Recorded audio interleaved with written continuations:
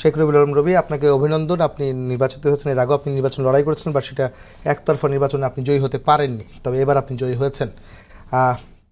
প্রশ্নটা হচ্ছে যে 17 বছর পর তারেক রহমান দেশে ফিরেছেন এবং এসেই প্রথমবারের মতো তিনি নির্বাচন করেছেন। সেই নির্বাচনে তিনি তার বাবা এবং মায়ের যে ঐতিহ্য সেটিকে ধরে রেখে তিনিও প্রথমবার নির্বাচনে অংশ নিয়ে প্রথমবার প্রধানমন্ত্রী হয়েছেন। এটাকে আসলে কীভাবে মূল্যায়ন করবেন আপনি, এই পথ চলাটাকে, নির্বাচন থেকে প্রধানমন্ত্রী? ধন্যবাদ আপনাকে, ধন্যবাদ প্রিয় সহালোচক এবং এই মুহূর্তে যারা সময় টিভির সাথে যুক্ত আছেন। জননেতা তারেক রহমান বাংলাদেশের রাজনীতিতে একটি প্রতিষ্ঠিত রাজনীতিক।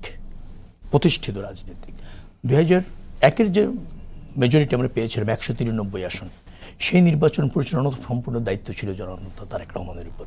অর্থাৎ তিনি তৃণমূলে সংগঠনকে শক্তিশালী করা, ঐক্যবদ্ধ রাখা, যোগ্য নেতৃত্ব পছন্দ করা, রাজনীতির বিদ্যমান পরিস্থিতি, সম্ভাব্য পরিস্থিতি, পরিবর্তিত পরিস্থিতি বিবেচনায় রেখে যেভাবে জনসমর্থনটা প্রতিষ্ঠিত করতে হয় সেখানে খুব পারদর্শী একজন পরীক্ষিত নেতৃত্ব, যার ফলে তিনি গত 17 বছর আন্দোলন সংগ্রাম করেছেন।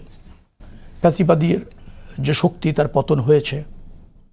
পতনের পর যে রাজনীতি বাংলাদেশের মানুষ প্রত্যাশা করে, যে পরিবর্তন, বিশেষ করে রাষ্ট্র ব্যবস্থাপনার পরিবর্তন, রাজনীতির গুণগত পরিবর্তন, সেটা তিনি ধারণ করতে পেরেছেন।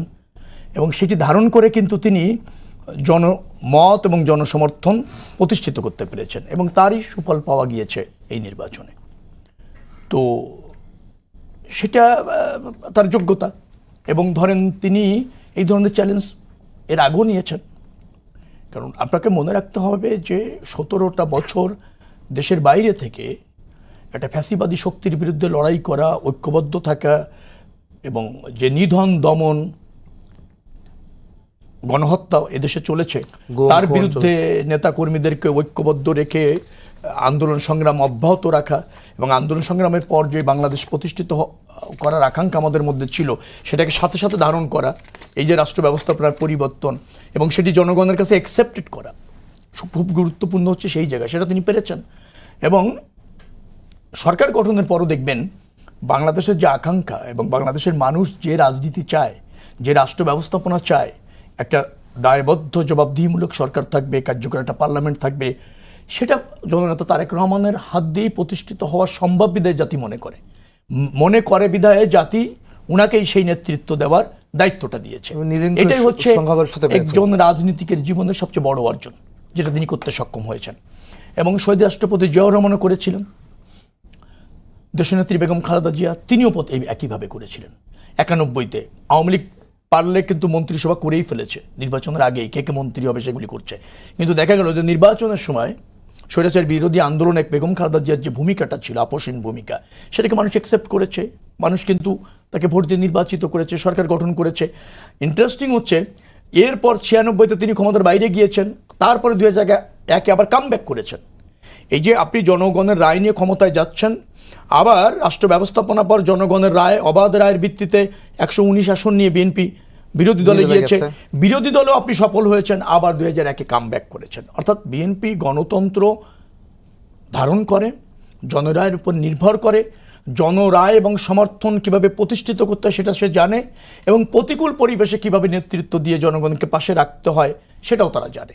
যার ফলে বিএনপি হচ্ছে বাংলাদেশের সব পরিস্থিতিতে দেশের প্রয়োজনে, রাষ্ট্রের প্রয়োজনে ফাংশন করে একটা রাজনৈতিক দল, যার ফলে জনগণ তার পাশে আছে। আমি একটা কথা বলি, কম ভোটের ব্যবধানে হারাটাকে যদি আপনি মনে করেন সম্ভাব্য জয়, তাহলে বিএনপিও প্রায় 35টাতে খুব কম ভোটে হেরেছে, 5000-এর নিচে। তাহলে এখন ধরেন 220-এর সাথে আর 35টা যোগ করলে তো 255টা হয়ে যায়, আর কার তো অস্তিত্বই থাকে না। তাহলে আসলে এভাবে এটা ঠিক জামাত ইসলাম অনেক ভালো করেছে, কিন্তু এইভাবে জয় হতে পারত যারা ভাবেন, সেটা কতটুকু ঠিক হবে আমি জানি না। কিন্তু 220 তো আমরা উইন করেছি, আরও 35টা আমরা কিন্তু উনরা জিতেছেন, বাট আমরা খুব কম মার্জিনে হেরেছি। সেগুলিও যদি আমরা এখন বলি যে না ওইটা অল্পর জন্য হেরেছি, ওইটাও যদি আমার সাথে যুক্ত হতো তাহলে তো 255 হয়ে গেলে তো আর কোনো দল থাকেই না বললে এরকম একটা জায়গায় চলে যায়।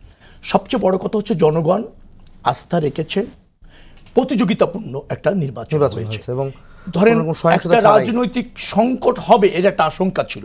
ফ্যাসিবাদী শক্তি পতনের পর মনে হয়েছিল যে বাংলাদেশের মানুষ একটা রাজনৈতিক শূন্যতার মধ্যে থাকবে, কিন্তু সেটা কিন্তু থাকেনি। মানুষ অপশন নিয়ে আপনার বেছে নিয়েছে। জামাত ইসলাম অনেক ভালো করেছে এই ভালোটা অব্যাহত থাকুক সেটা আমরা চাই, একটা শক্তিশালী সংগঠন মানে হিসাবে প্রতিষ্ঠিত হোক সেটা আমরা চাই, সংসদে বিরোধী দল হিসেবে যথাযথভাবে ফাংশন করুক সেটা আমরা চাই, আবার একটা সরকার হচ্ছে সেটাও জন আকাঙ্ক্ষা ধারণ করে রাষ্ট্র ব্যবস্থাপনা জি, করে সেটা আমরা আমি চাই। এই প্রসঙ্গে আসবো রবি ভাই, আপনাকে একটু যদি বলতেন যে দুদিন পরে অর্থাৎ পরশুদিন, আগামী পরশুদিন হয়তো শপথ নেবেন মন্ত্রীরা এবং আপনারা এমপিরাও শপথ নিচ্ছেন, মন্ত্রী পরিষদ কেমন হচ্ছে, কারা আসছেন, সবাই জানতে সেটা চায় আমি এটা। বলতে পারছি না, আমি জ্ঞাত না। আপনার কাছে কি মনে তবে হয়? আমি মনে করছি যে এই যে আকাঙ্ক্ষা 31তম ভিত্তিতে আমরা রাষ্ট্র পরিচালনা করতে চাই, জুলাই ঘোষণা, জুলাই সনদ, সেটা বাস্তবায়ন করার গুরু দায়িত্ব আমাদের উপর পড়েছে, যেহেতু আমরা আমাদের উপর জনগণ আস্থা রেখেছে। তো সেই জায়গায় একটা কার্যকর সরকার খুব দরকার। মনে রাখা দরকার, আগামী সরকারকে শুধু বিরোধী দল ফেস করতে হবে না, টোটাল পার্লামেন্টকেই ফেস করতে হবে। জি, কারণ আইন বিভাগে এবার যে পরিবর্তনটা হচ্ছে সেখানে শুধুমাত্র সরকারি দল হলে শুধু হা বলা হবে না, সরকারি দলের মেম্বার অফ পার্লামেন্টও বিরোধিতা করতে পারবে সরকার। জি। যার ফলে এবার একটা গুণগত পরিবর্তন হচ্ছে, সরকার মানে শাসন বিভাগ, সেই শাসন বিভাগকে কিন্তু আইন বিভাগের কাছে জবাব দিয়ে থাকতে হবে।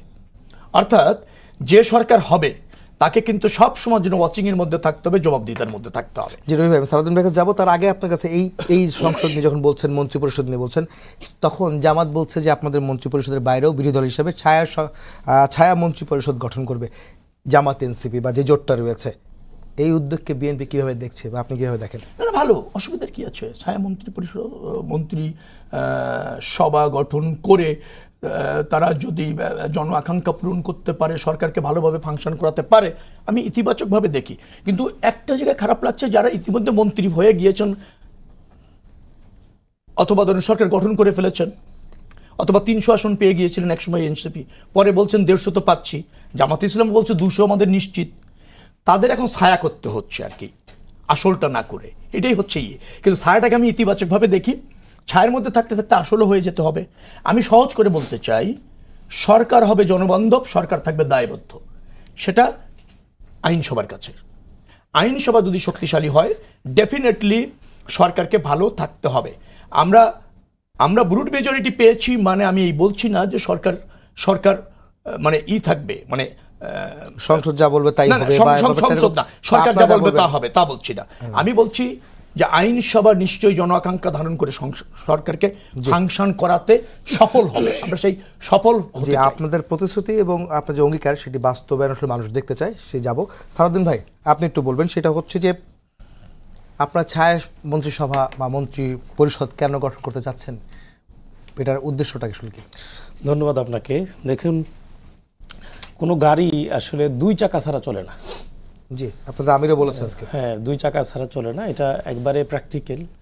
এই 2 চাকার মধ্যে যদি ধরেন বর্তমান মন্ত্রিসভা একটা চাকা, ছায়া মন্ত্রিসভা অর্থাৎ বিরোধী দল থেকে যারা হবে এটা একটা চাকা ধরতে পারেন। আর এটা জামাত ইসলামী বা 11 দলীয় জোট উদ্ভাবন করেছে, বিষয়টা এরকম নয়। আপনারা যদি ইউকের দিকে তাকান, ওয়েস্টমিনিস্টার মডেল হিসেবে এই প্রক্রিয়াটা চলে কিন্তু সেখানে।